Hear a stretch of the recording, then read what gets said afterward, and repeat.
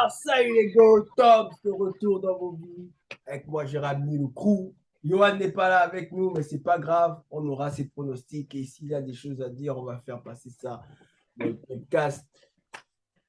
Comment a été le week-end pour vous, les gars? Non, bon, moi, le week-end tranquille, l'OM a encore gagné. Voilà, mon équipe de foot ne perd pas pour le moment. L'UFC Paris a été, moi, je ne vais pas vous mentir, une réussite, franchement. Ça change de regarder les combats à l'heure, tu vois. Ouais. Là, je pense que tu as ressenti ce que nous, on ressent. Hein, voilà. Et on a Non, Parker qui est en voyage, Parker en déplacement, Parker est à Paris, man. Effectivement, le week-end chargé, je suis un peu fatigué, mais il fallait que je vienne voir la famille. J'ai fait d'abord un tour au Stade de France parce que j'avais pris mon billet depuis 3 mois. La communion était unique avec le DUC. Ah oui, je vous dis meilleur rappeur français. Rof, tu resteras toujours un boa, ça ne change pas. Et après, j'ai pris mon vol direct pour Stockton parce qu'il fallait que je vienne parler avec mes frères, les Diaz. Si vous savez Let's pas. go! Donc, voilà quoi. Let's go! Donc, mon gars, si tu coupes ça, il va péter un câble. cette semaine, dans la capsule, on va faire un débrief de tout ce qui s'est passé, comme d'habitude, en sport de combat, jusqu'à le UFC 278 jusqu'à aujourd'hui. On va, dans Stop la Hype, on va se focaliser sur Cédric Doumbé, Devin Haney, le boxeur, et Bam Bam, Taito Ivasa. Et ensuite, on va terminer le podcast avec les événements qui vont se passer cette semaine et la semaine d'après. Cette semaine avec UFC 279, Hamzat contre Ned Diaz et la semaine d'après, la trilogie du combat de boxe Canelo Alvarez, le GOAT contre. Donc, let's go les gars!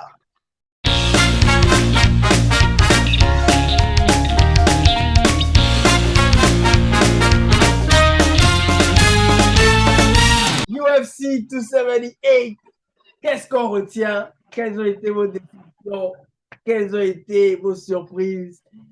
Et les gars, on commence par qui? On commence par John, let's go! Ah, mon gars, il y a une seule phrase à retenir. P for P, headshot, dead. Non, mais plus sérieusement, deux choses en fait.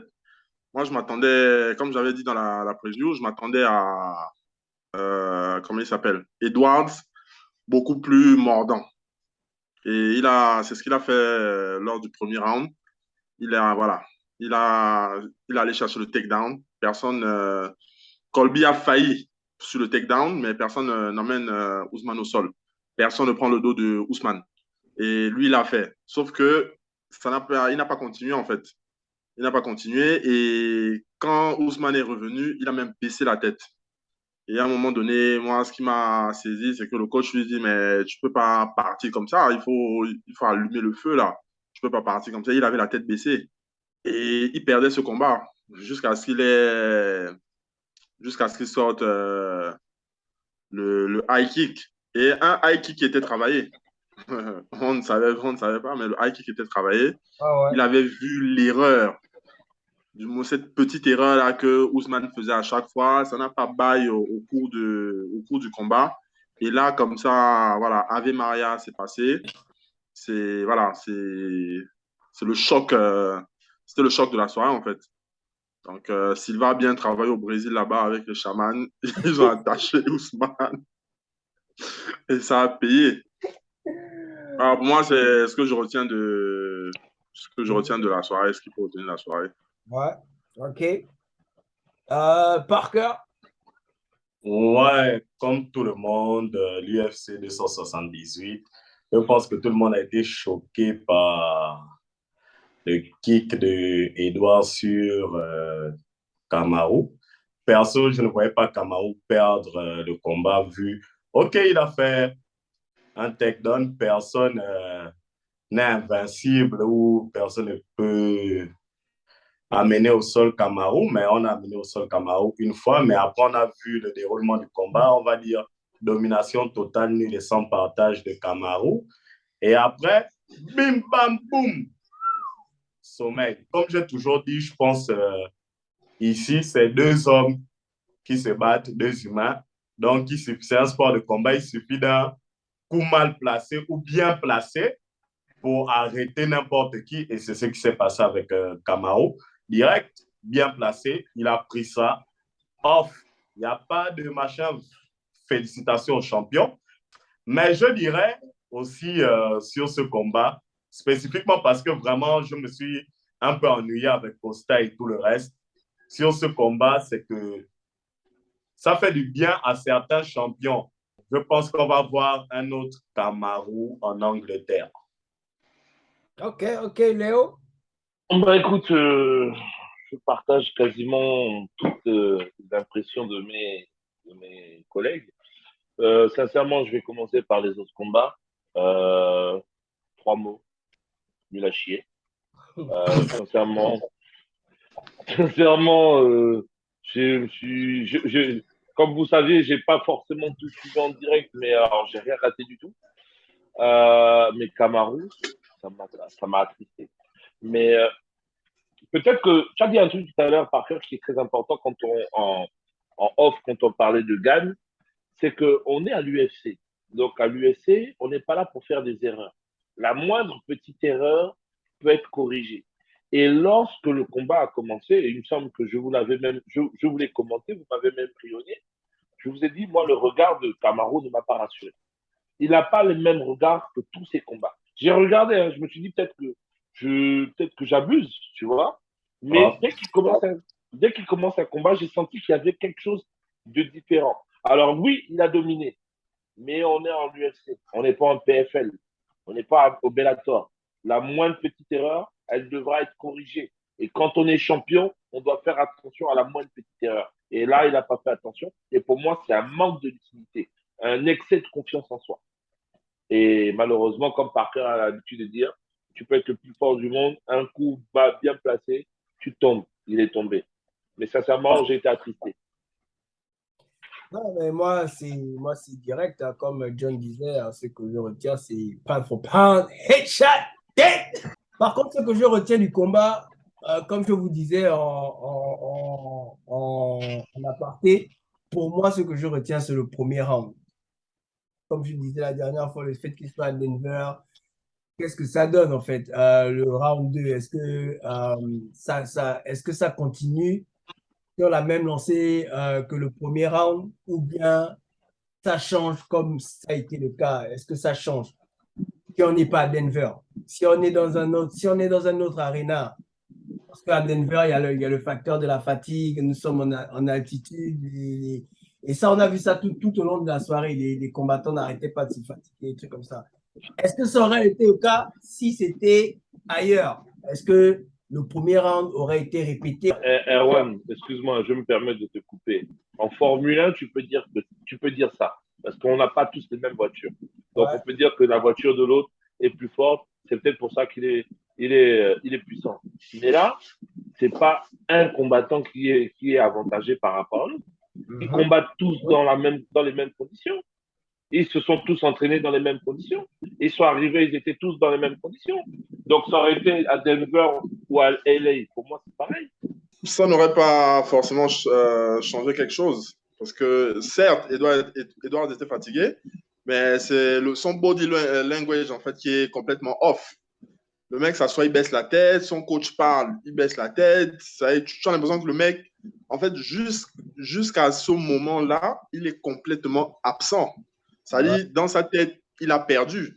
Et même quand tu as Daniel d'ici aux commentaires qui dit, mais le gars là va être champion et c'est Kamaru qui avance.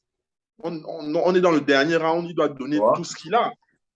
Mais il a la tête baissée, tu as l'impression en fait qu'il a déjà perdu. Donc, le même jour, il y avait Anthony Joshua Usyk. Belle leçon de boxe de la part de Usyk. Mais les gars, moi, je n'ai pas compris le comportement de Joshua à la fin. Si quelqu'un a compris, quelqu'un m'explique, les gars, je ne vois pas. Laisse à Usyk le temps d'enjoy sa victoire, les gars. Toi, tu fais le mauvais cœur ou bien. Bah, qu'est-ce qui n'a pas marché avec Joshua, les gars? Non, moi, je peux prendre la parole si tu veux. Vas-y. Ouais, commence. Non, en fait, il faut tout remonte à un mois après sa défaite contre Usyk. On le chauffe. On lui dit non, ta boxe, on la reconnaît plus trop. Tu te prétends comme un gars des ghettos, du ghetto de London et tout, mais on voit plus cette hargne-là. Donc, il avait dit dans un documentaire et dans une interview qu'il va redevenir le bad boy. Donc, ce truc-là est rentré dans son cerveau et je pense que ce qu'il a fait à la fin, c'était simplement du mauvais cœur, d'un premier point, et pour essayer d'être cohérent un petit peu avec l'image qu'il a voulu transformer de lui, d'un bad boy. Mais le problème, c'est que c'est pas un bad boy. C'est pas un vrai bad boy, tu vois. Je pense qu'il a été déçu parce que on l'a certainement, sur son coin, il y avait certainement un Fernand Lopez qui lui disait ouais, c'est bien, continue, ouais, c'est cool. Et donc là, il a pensé qu'il devait gagner et à la fin, il y a eu le mauvais cœur. Mais sincèrement, les gars, moi, pour revenir sur ce combat-là, Usyk va être difficile à déloger. Hein. Il est technique. Hein. Moi, j'ai bien envie de voir Usyk Fury, hein, la vérité. Même si je sais que ça va être un combat très ennuyant parce que c'est deux techniciens que tu vas avoir en face. Usyk, attention. En plus, Attention. en plus, il a pris de la masse. Et comme je disais la dernière fois, en prenant de la masse, qu'est-ce que ça va donner s'il garde Moi, c'est ce que j'attendais de voir. C'est ce que j'attendais de voir parce que je me disais qu'avec la masse, il devait peut-être un peu être lent et ralentir.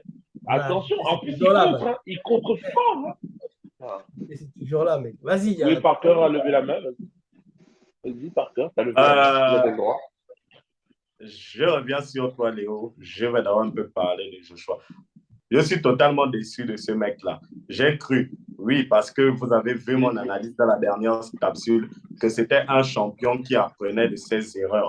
À partir du deuxième round, il a refait tout le combat 1. Il a refait tout le combat 1 en pire. En pire.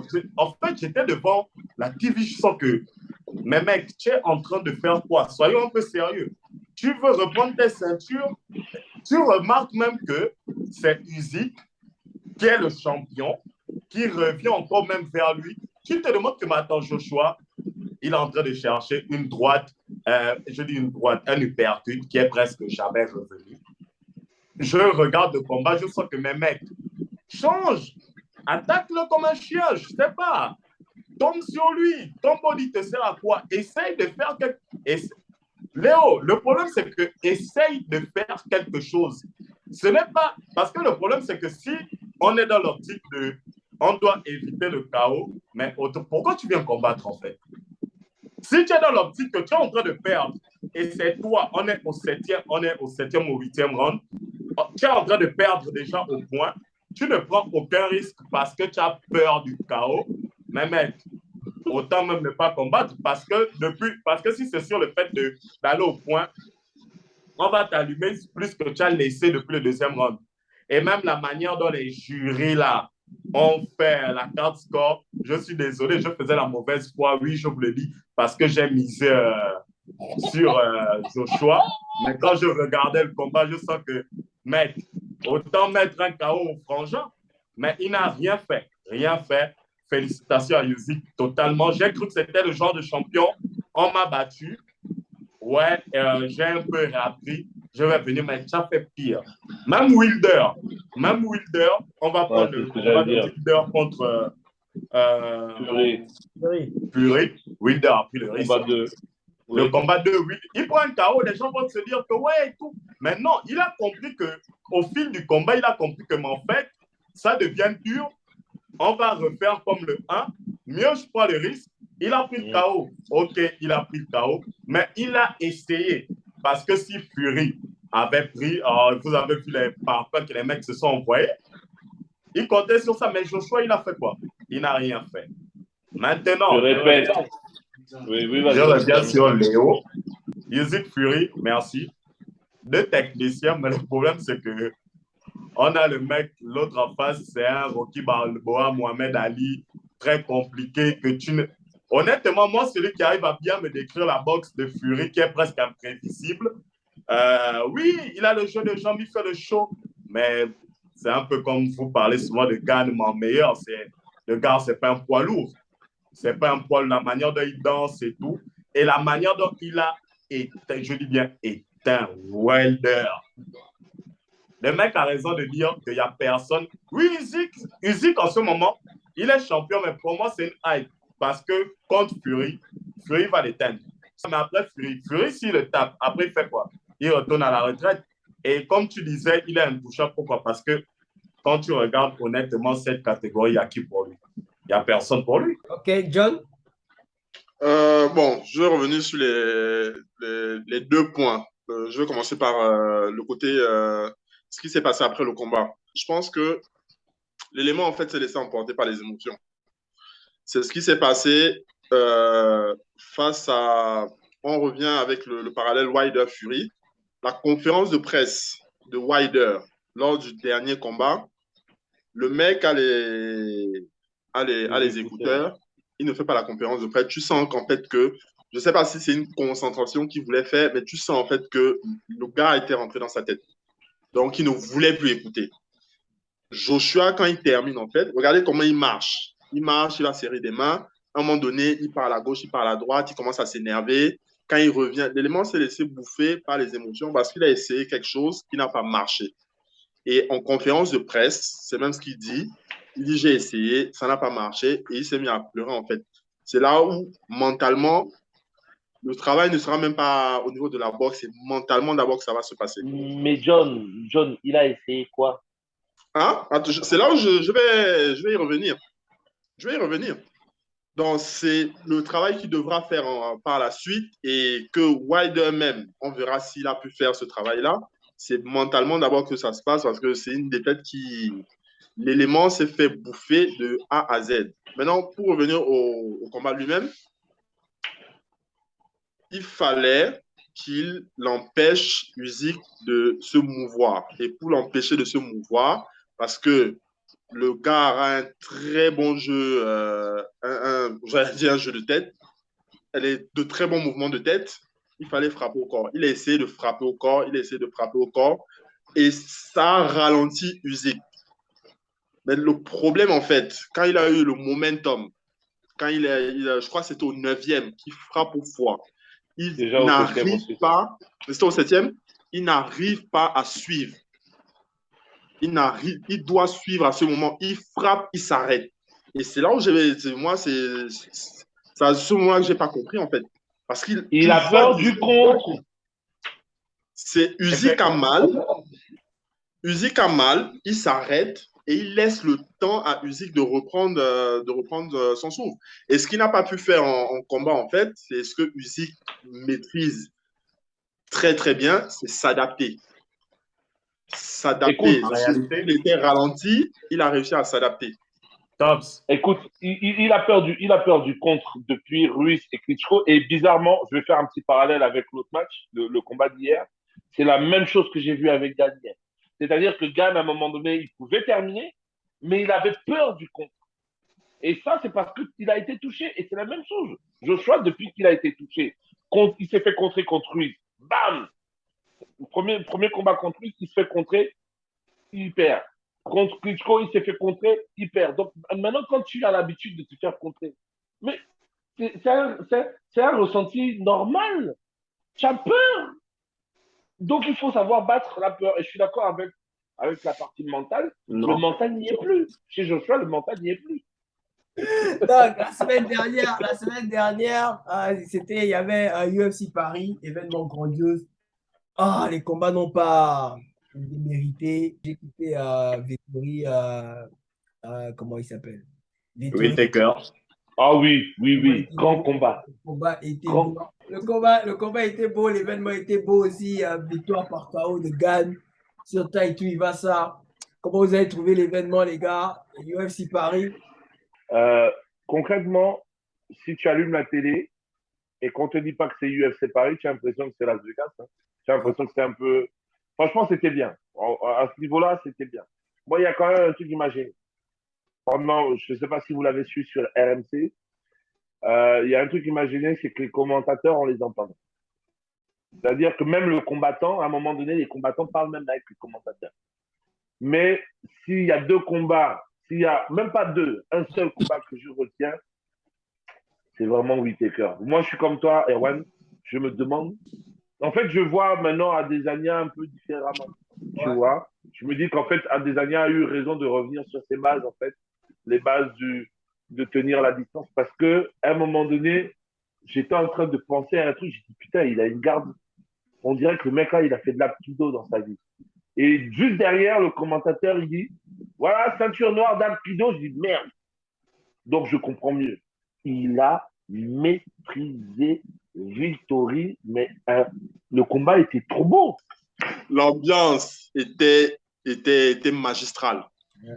L'ambiance était magistrale. Les gars, en fait, tu sens, ils voulaient voir un événement à Paris. On a vu, c'était bien. Au niveau maintenant au niveau des combats, moi j'ai vu de très beaux combats. Le main event, combat de la soirée. Comment il s'appelle? Il y a 2 éléments que je voulais voir. L'élément là, Gomis, parce qu'on l'a appelé en short notice. Et il a fait du beau travail. Il a survécu au triangle. Il a survécu au triangle de la fin. Et, voilà, et puis, les Français ont fait 5 sur 5. Donc, pour un événement organisé sur le territoire, c'était bien. Bon, s'il vous plaît, je suis désolé, il y a beaucoup de... Mais voilà, quoi. Les gars, à un moment donné, vous abusez, quoi, parce que c'est la France. Ouais, tu sais que les Américains, non, je suis désolé, tu sais que les Américains, quand ils arrivent en France, ils aiment trop faire, blablabla, blablabla. Bla. L'événement, je ne dis pas qu'il était nul. Les Français, ils ont la gueule. Donc, quand ils aillent aussi leur mouvement, c'est normal. Ils n'ont pas l'habitude et le sport, ça vient d'être accepté, non? Le MMA en France. Ouais. Donc, tu vois, toute cette petite hype-là et tout, ok, c'était bien. Mais pour ma part, ouais, ils ne peuvent pas être fiers d'être les plus grands hueurs du monde à un moment donné. C'est pas parce que certains ne comprenaient pas ou d'autres machins tous les jours de tous les jours. Donc, on va appeler Paris pour le combat Usyk Joshua. Parker a pronostiqué Joshua à la décision. 0 point. Tobbs et puis Didier, notre invité de la semaine de la dernière capsule, ont parié Usyk à la décision, on marque 2 points. Léo a parié Joshua par KO au 7e round, 0 points. John a parié Joshua KO au 10e round, il marque 0 points. Johan a pronostiqué Usyk KO au 4e, il marque 1 point. Donc, ensuite, le combat Aldo Merad, Devilishly, Tobbs, Didier et Parker, Merad à la décision. On marque tous 2 points. Johan et John ont parié, ont pronostiqué Aldo à la décision, il marque 0 points. Et Léo a pronostiqué Aldo soumission au 2e round, il marque aussi 0 points. Costa contre Rockhold, John, Tobbs, Didier et Johan ont pronostiqué Costa par KO. Au 2e round, on marque 1 point.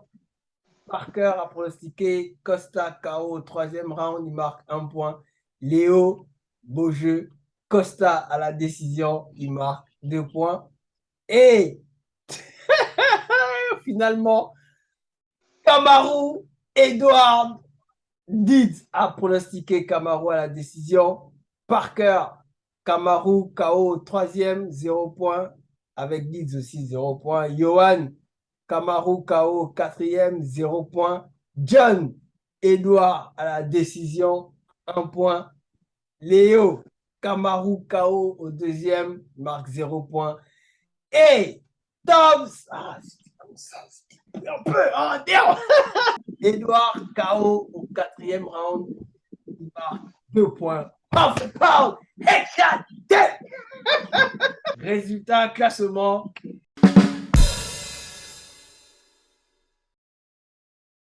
Donc, ce qui nous amène à la deuxième partie du podcast. Top la hype.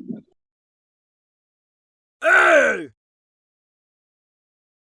Donc, on commence avec Cédric Doumbé. Cédric Doumbé qui nous vient du Cameroun, français, nationalité, MMA fighter, avec un record en MMA de 2-0 et un record en kickboxing de 83 combats au total, 75 victoires, 47 KO, 7 défaites et un match nul. Donc, les gars, on stoppe là. Aïe, ou on prend au sérieux. Cédric Doumbé, je vous avais dit, les gars, on ne stoppe jamais la hype. La hype va aller plus haut. Oui, plus crédible que Cyril Gane.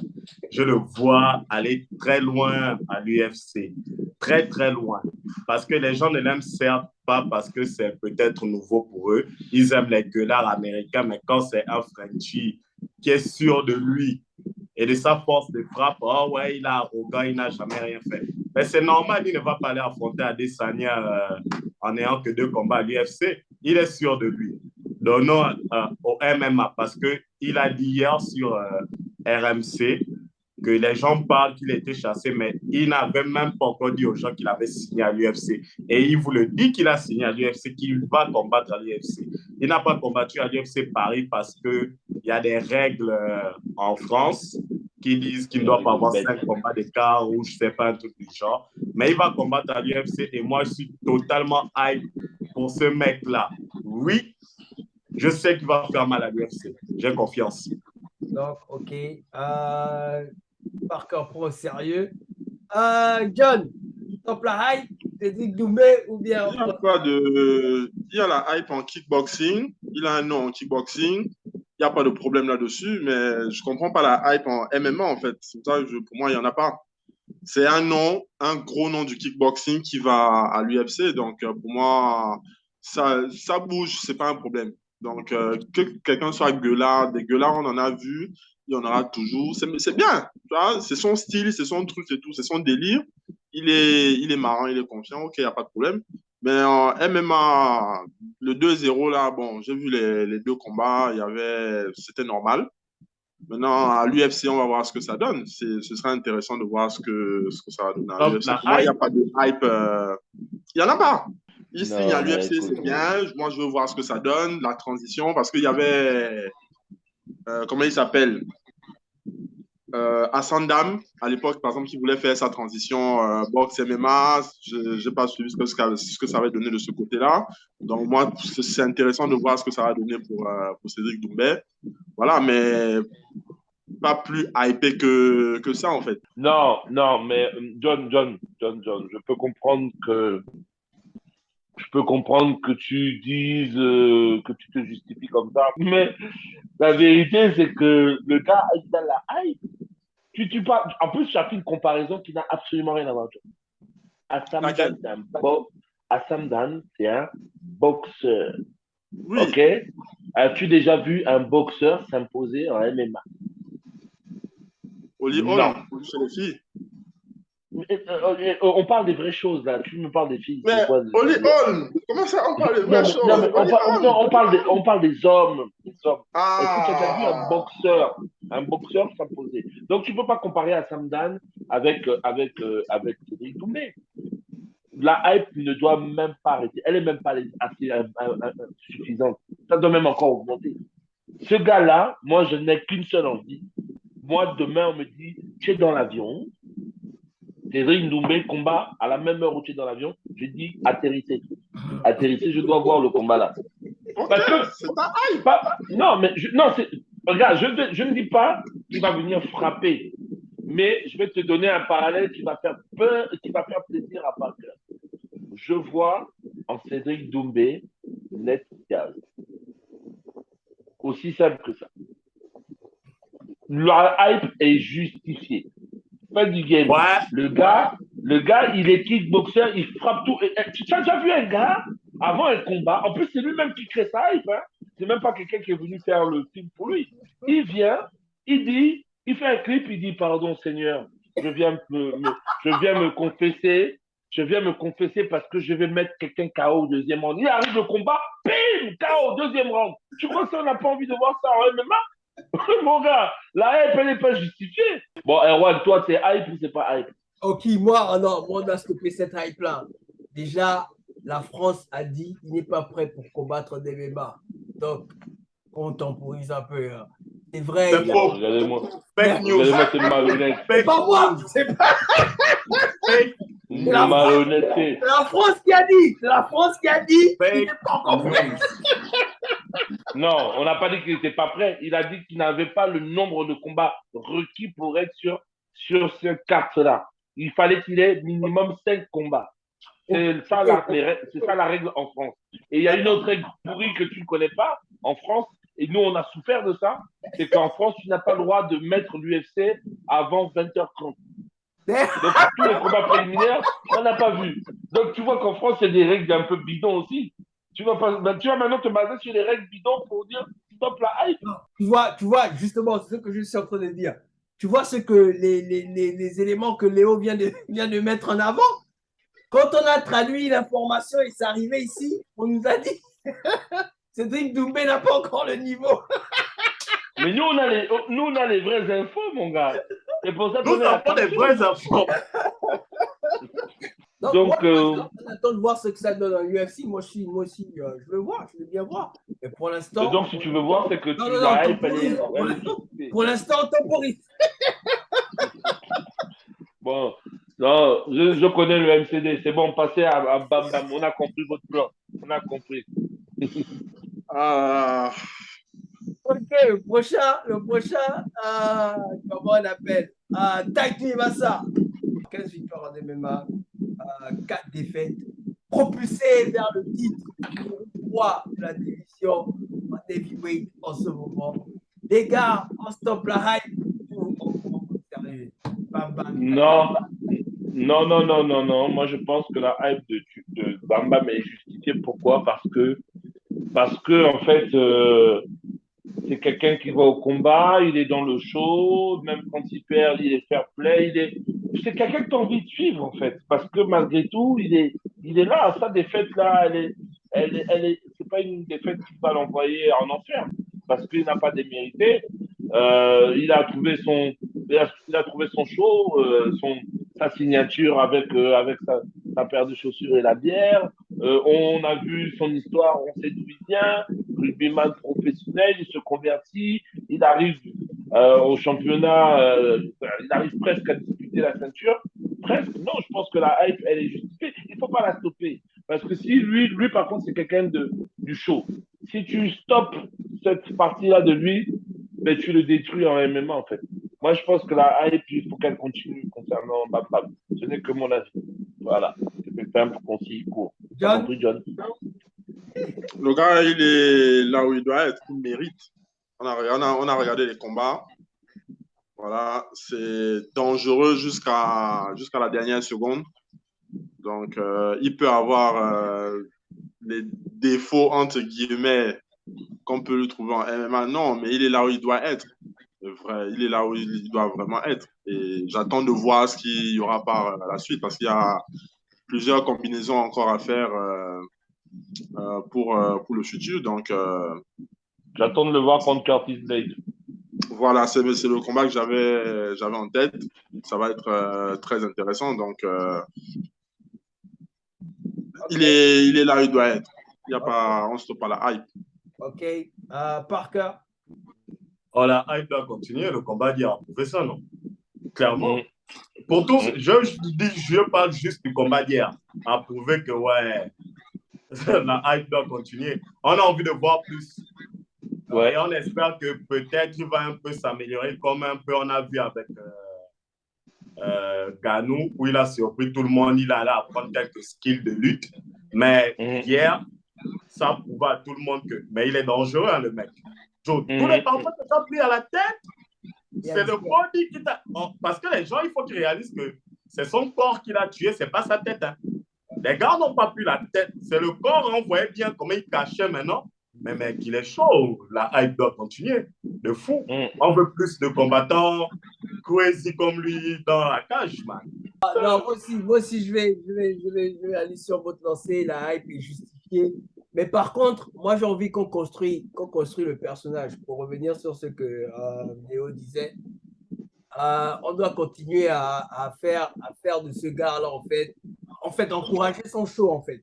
Et on encourage son show, au niveau du matchmaking. Tu vois, on fait un peu ce qu'on est en train de faire avec Paddy Pimblett. Tu vois, on le place contre des gars, on sait que genre, qui va le permettre de faire son show. Parce que si on continue à, comme vous avez dit tout à l'heure, vous voulez voir Curtis Blade. Curtis Blade, c'est un combattant trop poli, trop polish en fait. Mettez-le contre des gars comme Augusto Sakai qui est déjà basse. En tout cas, mettez-le contre des gars de cette tranche-là en fait. Ou bien si on l'aligne contre quelqu'un, on va le mettre contre un gars qui a son même profil, comme on a fait avec Derrick Lewis, tu vois. On sait que là. Non, Derrick Lewis n'intéresse plus personne. Lui, il faut déjà stopper ça. Lui, c'est fini. Mieux il continue à frapper les gens en route qui veulent voler sa voiture. C'est ça, en fait. C'est mieux. Comme ça, après un KO, il fait son choui et tout ça, et puis c'est bon, quoi. La hype est là. En tout cas, il est intéressant. Il a du cœur. Ce qu'il a montré hier. Le dernier combattant, on va du côté de la boxe et on va avec Devin Haney.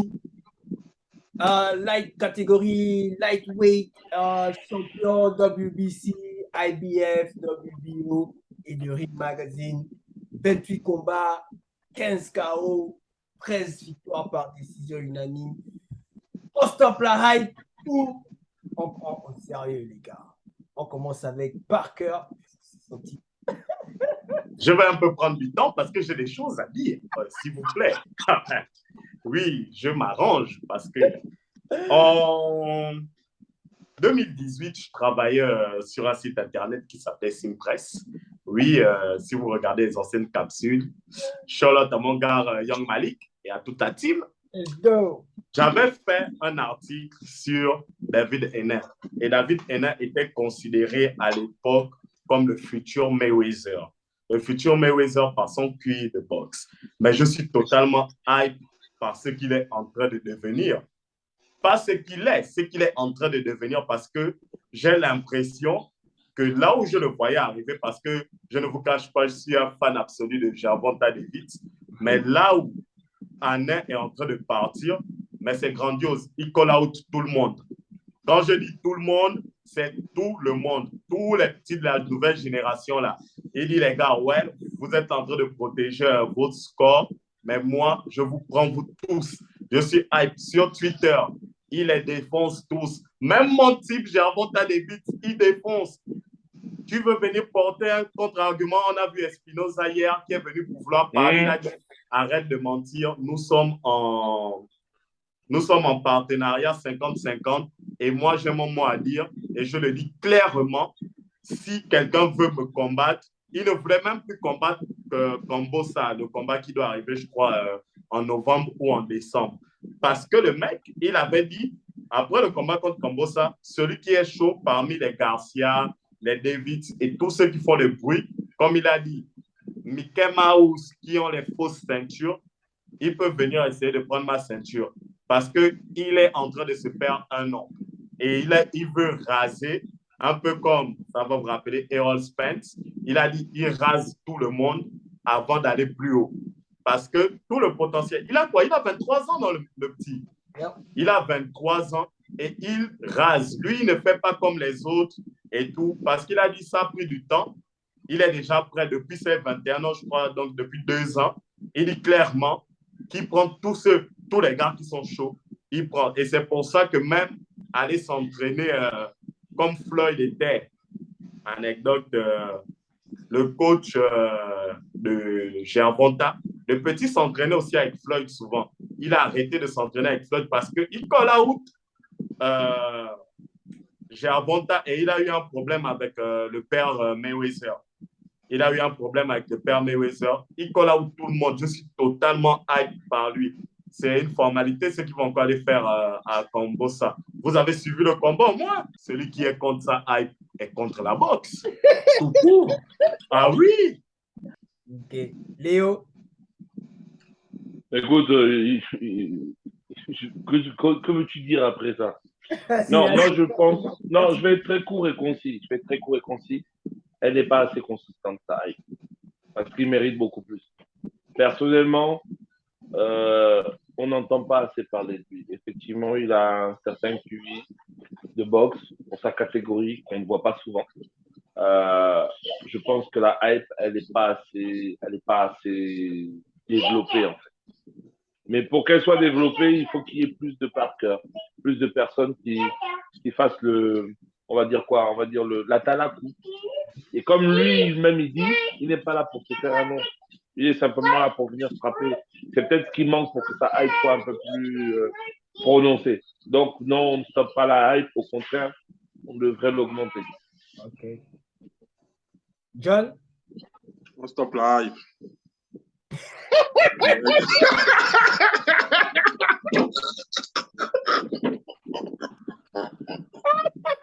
Il s'étonne. Il s'étonne, ce sorcier-là. Il s'étonne. Oh my God! Non, plus sérieusement, le petit est fumant. Le petit, Parker faisait la comparaison avec Floyd. Je me souviens, j'ai une vidéo en tête là, qui tournait à un moment donné. Quand Floyd lui dit, il dit, regarde, ta force de frappe va arriver. L'objectif maintenant, c'est toucher sans être touché. Pas de dommages. En fait, quand je regarde, c'est vraiment... Tu peux prendre, en fait, tu peux faire des arrêts sur image. Sur sa manière de... sa garde, ses déplacements. Tu vas voir beaucoup de Floyd. Mais il est fumant. Pour moi, c'est... Il devrait, pour rejoindre un peu les gars, il devrait être beaucoup plus haut. Il devrait avoir beaucoup plus que ce qu'il a maintenant, même s'il a déjà beaucoup. Et il y a des combinaisons qui doivent arriver. Là, il y a des combats qui doivent y avoir. Il y a Davis, il y a c'est quoi, Vassili. Il doit avoir ces combats-là. Donc, hype totalement mérité. Le gars, c'est Floyd. Il y a beaucoup de Floyd. C'est Floyd. Okay. Money, il faut préciser, parce qu'il y a Petit Boy et Money. C'est plus Money qui est là. Et moi c'est pareil, hein, pour revenir sur tout ce que vous avez dit. Pas assez de hype autour du petit, en fait. Parce que le petit, je veux dire, pour son âge, il a déjà fait ses preuves, en fait. Parce qu'il a déjà rencontré, on a déjà vu son attitude par rapport à la difficulté. L'attitude là, c'était quand il a affronté George Linares, man, c'était, bon, on devait dire après tous les combats qu'il a eu jusqu'à Linares, tous les combats qu'il a eu jusqu'à Linares étaient, bon, pour la plupart donnés. Il arrive contre Linares qui est un champion en 3 catégories, la maturité qu'il fait face et la leçon de boxe qu'il donne à Linares. Après, tu as encore la confirmation avec Kambosos. Non, là, en fait, il n'y a pas assez de hype. En fait, je ne sais pas comment créer la hype chez certains boxeurs, mais c'est la même chose avec T-Bod, en fait. T-Bod, sa hype sera là quand tu le vois combattre. Mais après, quand il ne combat plus, c'est que tu n'entends plus parler du gars. En fait. Tu vois. Et... il a signé chez qui? Il était d'abord sous Mayweather promotion, mais il a maintenant fait son truc David Henner promotion et il est un truc comme ça, avec Matchroom promotion.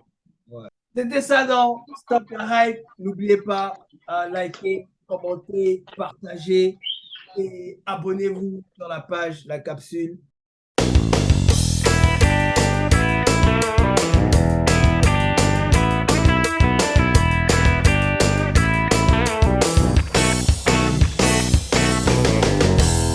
Ce qui nous amène à l'événement de cette semaine, UFC 279, Khamzat Chimaev contre Stockton, le fils de Stockton. Diaz. Donc, on va analyser UFC 279, on va analyser Khamzat. On va analyser Khamzat contre Nate Diaz et on va aussi analyser le combat de boxe trilogie pour la semaine prochaine, Canelo contre Triple G. Mais on va pronostiquer Tony Ferguson contre The Leech, Khamzat contre Nate Diaz et Canelo contre Triple G. Donc, Let's go! On commence avec UFC 279, Hamzat contre Nate Diaz. Hamzat, qui est sur une série de victoires, tout le monde connaît. Dernière fois, il a eu son vrai premier test contre Gilbert Burns. Hamzat, on a vu un Hamzat en difficulté. Qu'est-ce que ça va donner contre un gars qui a fait toutes ses preuves en UFC et spécialement dans la catégorie welterweight? Nate Diaz, qui est malheureusement sur une série de défaites, mais pendant son combat contre Leon Edwards, on a vu le flash de ce qu'est vraiment Nate Diaz. Donc, qu'est-ce que le combat va donner contre Hamzat? C'est de ce dont on est là pour parler. Let's go! On commence avec Léo, let's go. Bah écoute, je suis très souvent du même avis que Parker, mais là, je ne peux pas suivre mon type. Parce que Nate Diaz, si surprenant qu'il puisse être, il est plutôt sur la fin de son... il est sur la fin. Je ne vais pas m'engager comme je m'étais engagé avec Teixeira parce que j'avais dit que Teixeira irait à la retraite, mais il a quand même été. Je pense qu'il va y avoir un sursaut d'orgueil de la part de Nate Diaz. C'est normal, c'est un mec de Stockton. C'est quelqu'un qui doit montrer sa position. Mais il a commis deux erreurs, je pense. Il a commis la première erreur, c'est de négliger dans le call-out Chimaev en disant que bon, lui, on me le donne, c'est pas mon niveau. En gros, c'est ce que ça voulait dire. Je le prends parce qu'on me force. Ça, c'est la première erreur. Et la deuxième erreur, c'est de revenir combattre en UFC, en fait. Je pense qu'il n'a plus le niveau. Il peut faire des coups d'éclat contre certains, mais le petit a déjà pris un gros coup de pression contre Gilbert Burns. Et je pense qu'il ne va pas faire la même erreur deux fois. Tu vois, il fait moins le bruit. Si tu remarques bien, Chimaev, il fait moins le bruit qu'à son début. Ça, c'est comme tous les nouveaux qui veulent venir et qui veulent un peu se faire entendre par Dana. On fait le bruit. Et dès qu'on est un peu touché, ben écoute, on modère nos propos. Mais là, Chimaev, je me sens un peu plus concentré. Je pense que ce ne sera pas le même combat contre Burns et je donnerai mon pronostic, mais je ne pense pas que le combat va aller jusqu'à la décision. La décision. Okay. John, voilà. On laisse le troisième frère pour la fin. En fait, moi, je suis un peu partagé parce que je pense au combat de son frère. L'état d'esprit dans lequel son frère était, qu'on a appris par la suite. Parce que sur le moment, bon, on se disait, on avait dit, OK, il va perdre, mais par la suite, on se rend compte que le frère était blessé. Le frère avait les problèmes. C'est son entraîneur même qui le dit, hein. Le frère avait des problèmes d'argent. Donc, il est revenu et en conférence de presse, on ne sait pas s'il était chaud, s'il n'était pas chaud. Et là, je ne sais pas dans quel état d'esprit est Nate Diaz, en fait. Parce que je regarde les vidéos, tu te dis, OK, ça peut être intéressant. Pour moi, c'est surtout l'état d'esprit qui va déterminer. Parce qu'il est sûr, il veut sortir de son contrat. On lui donne un dernier combat. Est-ce qu'il va vraiment combattre? Ou est-ce qu'il va arriver et se dire, bon, je combats, je sors du contrat et puis je prends mon argent? Moi, ce sont les questions que je me pose, en fait. Mais, le pronostic, je vais le donner à la fin. Nate Diaz, c'est pas quelqu'un qu'on met KO comme ça. C'est pas quelqu'un qu'on finalise comme ça. Ça, c'est le Hamzat Chimaev ou pas Hamzat Chimaev. Donc, c'est là où ça va être... c'est ce qui va être intéressant, en fait, de voir.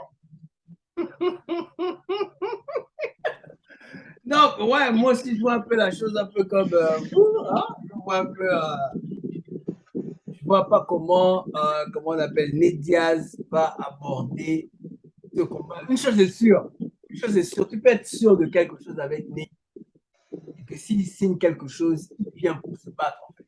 Il vient pas pour faire semblant, tout comme ça. Ça, c'est quelque chose avec Nate que tu peux être sûr. Le gars, c'est un gangster, il vient pour se battre, il a signé. Maintenant, l'état d'esprit avec lequel il viendra au combat, c'est un peu à voir.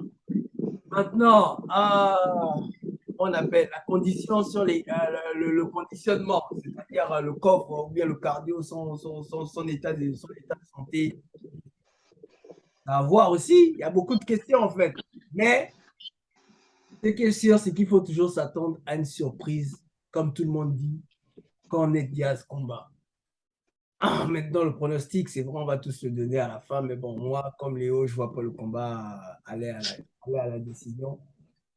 Je vois pas le combat aller à la décision. Mais une chose est sûre, c'est que Ned Diaz viendra se battre. Mais en face, on a Hamzat. Mais bon, on va laisser la parole au gars de Stockton, puisqu'il est là-bas. Effectivement, après mon passage à Paris pour le concert de Booba, je suis arrivé à Stockton pour voir la famille et voir un peu tout ce qui se passe. Le scénario catastrophe, comme John disait et tout, c'est de voir Nate qui donne un dernier doigt d'honneur à toute la foule et à Dana qui arrive dans l'octogone, qui tape en disant j'abandonne et il ne combat pas. Ça, c'est le scénario catastrophe. Ça, c'est vraiment envoyer une vitesse à tout le monde. Mais quand je le regardais et tout, je ne vois pas trop de choses dans sa tête et tout. Maintenant, on rentre dans le vif du sujet. Léo disait tout à l'heure que oui et tout, Ramzat n'est pas...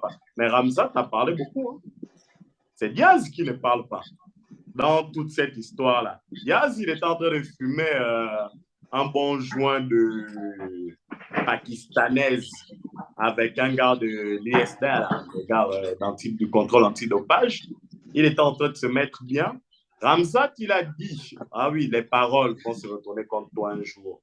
Ramzat, il a dit, l'UFC, l'envoi, c'est lui le tueur à gage de l'UFC. Ramzat, il a dit, Net, c'est un chien, il a le cœur, mais moi, je suis un loup. Mais Ramzat, il a oublié que ce sont les lévriers qui chassaient les loups. Donc, c'est le chien qui va venir le chasser. Il ne sait pas encore que c'est lui dans tout ça, la vraie proie. Il va comprendre que rentrer dans le ring avec Diaz, c'est très compliqué parce que nous, à Stockton, on aime la bagarre. Quand j'ai regardé les derniers combats de Ramzat, oui, il est bon en lutte, il frappe, mais sa boxe n'est pas aussi belle que ça, même s'il frappe dur. Mais je ne pense pas qu'un Ramzat frappe aussi dur qu'un Conor à son prime. Je ne pense pas qu'un Ramzat frappe aussi dur qu'un Conor à son prime. Ça, c'est mon avis. Ramzat, il a une double pression. Oui, si tu n'arrives pas à vite finir le vieux, que vous avez traité tous de vieux, tu n'arrives pas à vite le finir, mais c'est toi qui demandes depuis un titre pour la ceinture.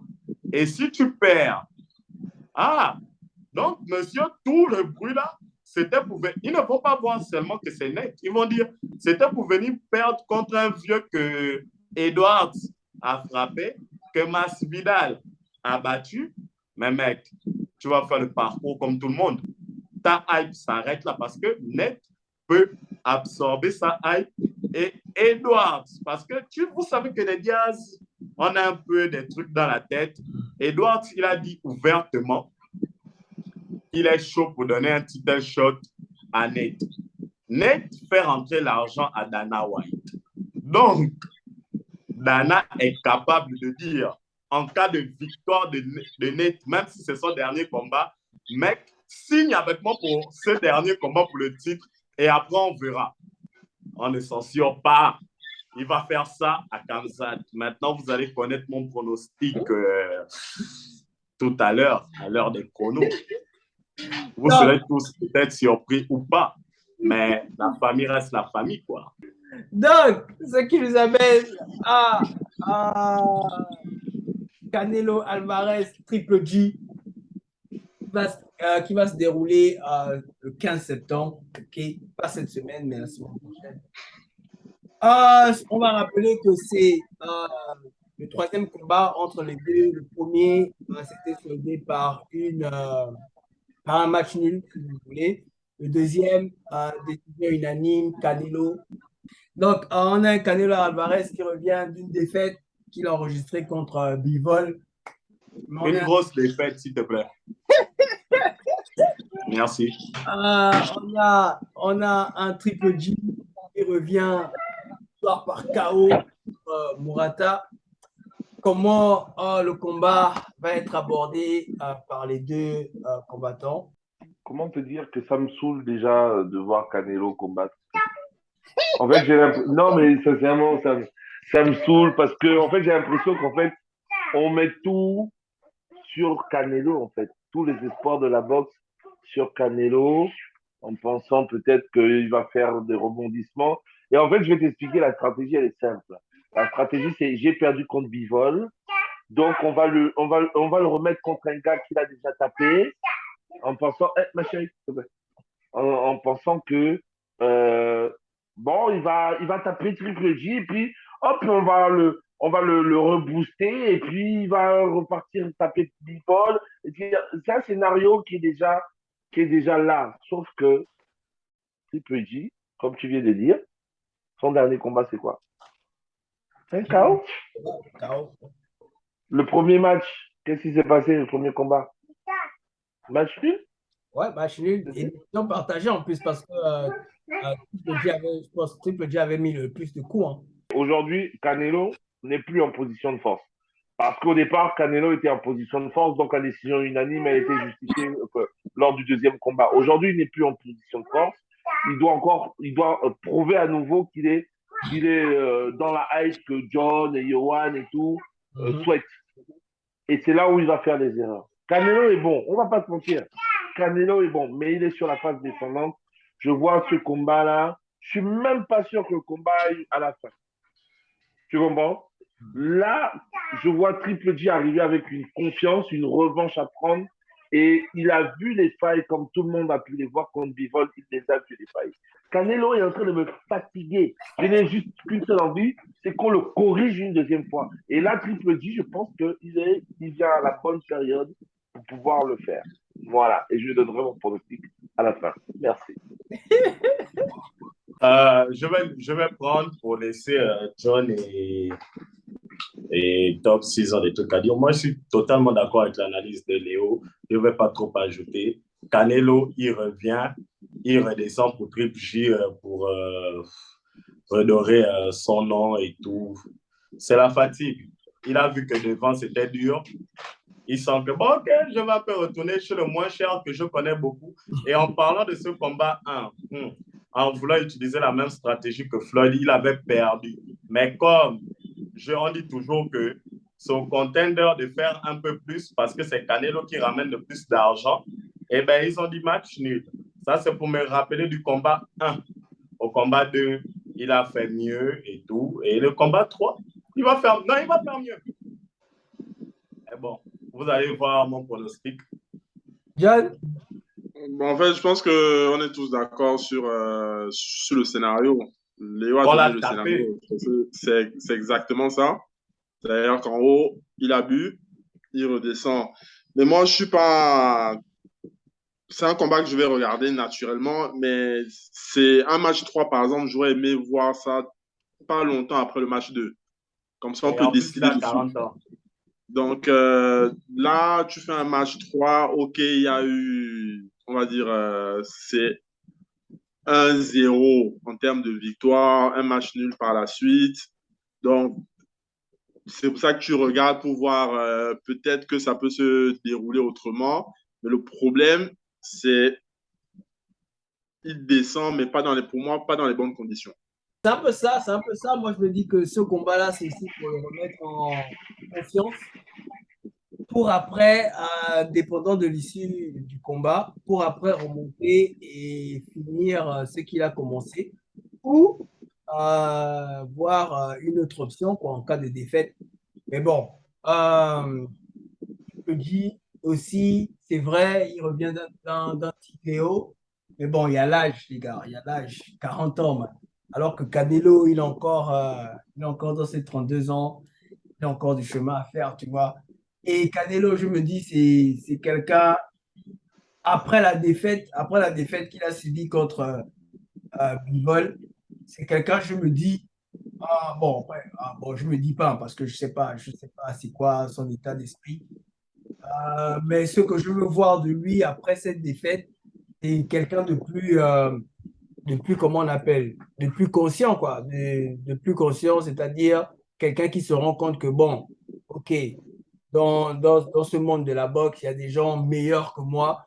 Comment je fais pour revenir à mon niveau et comment je fais pour conquérir là où j'ai déjà échoué, quoi. Donc, le combat contre Triple G, oui, c'est vrai, c'est pour me remettre en confiance, mais que je ne fasse pas l'erreur d'aller à ce combat-là en me disant j'ai déjà tapé la personne une fois ou bien j'ai déjà vu la personne deux fois, quoi. Je connais le type, l'adversaire en face.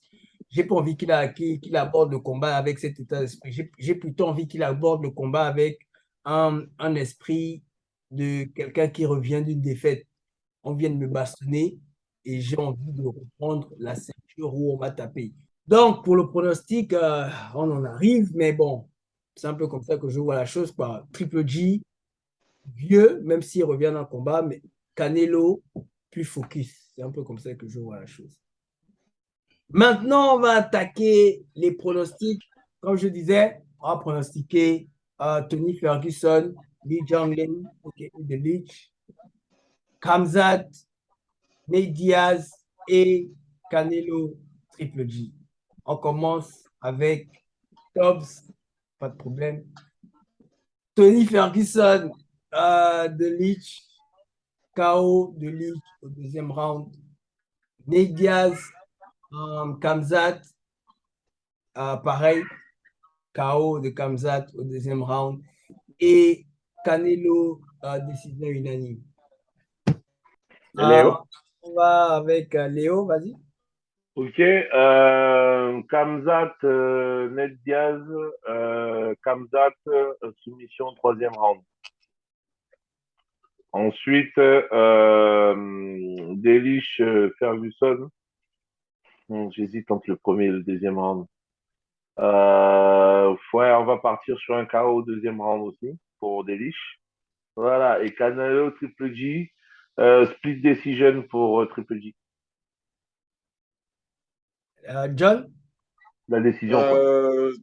Je split decision pour Canelo, par contre. Parce que je pense pas, Triple G, tu vas pas le coucher. Ferguson perd, mais à la décision.